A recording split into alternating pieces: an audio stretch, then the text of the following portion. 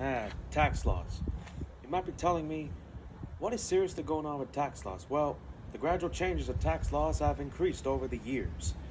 So, the tax laws, it regulates one thing.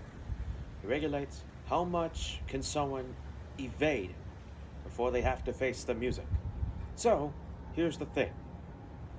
So tax laws are made to regulate how much money can be paid and paid in full. It is used to pay for policies.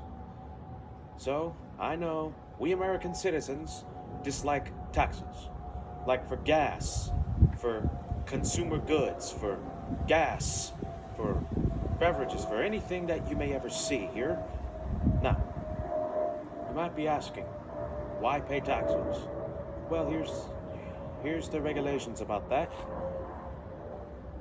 Although we despise taxes, it's the one thing keeping us alive and well. So taxes is our enemy, but at the same time, it can regulate our financial backups. So, here's the thing with taxes. So taxes as in how much the government can take from us. So the government spends money on those taxes, and it goes to various factors. Our highways, roads. It can also be tax imperium. So tax imperium, it can be that somewhere in the thousands, taxes can be turned into law. And tax laws is regulate one thing. It's illegal to evade taxes. And one thing is for certain. If you don't pay your taxes, oh well. At times like that, it can really culminate into something negative. So according to a tax law article, I know I may not be telling this full coherent story, that the amount of taxes that we see in our everyday life can be staggering. And paying them, I know we dislike paying it, but we gotta keep taxes alive, okay? Like the 1700s, when this country was ruled by the British, King George III, and he proposed the Stamp Act. And unfortunately, the colonialists pretty much disliked it because, the taxes. So they threw the tea into the water. So the Tea Party was pretty much no Tea Party. It was a protest.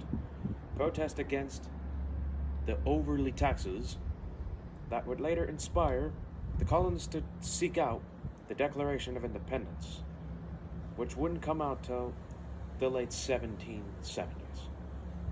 During the time of the American Revolution. But let's not detract anymore.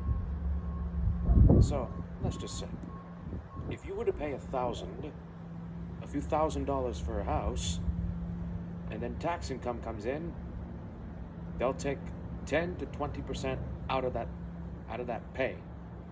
Actually, not out of that pay, but out of what you pay.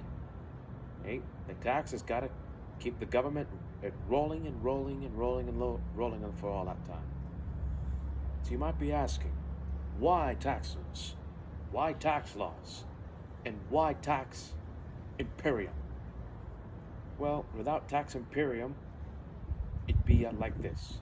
The rich get richer, the poor get poorer. And taxes, by the way, can benefit us or it can hurt us with our money. In terms of money, money's the only way that taxes can be bought in. So, for example, if one were to invest in a stock market, you gotta check your tax laws and policies, because if you illegally buy said stock market prices, you might end up in big trouble. So taxes have evolved over the last few hundred years, not just in this country, but in European countries, like Great Britain, like France, like Italy, like Belgium, the Netherlands, or anywhere you might see here, like Japan and China. And no jokes, no jokes here. Oh, it's seriousness. The amount of times that the tax laws have changed, it has changed over the years to regulate growing consumerism. And consumers have changed a lot since the early centuries. And not taxes. You might be asking, why taxes? Well, tax laws can regulate our policies, our regulations, our incomes, our accounts, everything here. So, pretty much to wrap this up, we still need tax laws. Because if we don't have any tax laws, it can lead to big trouble.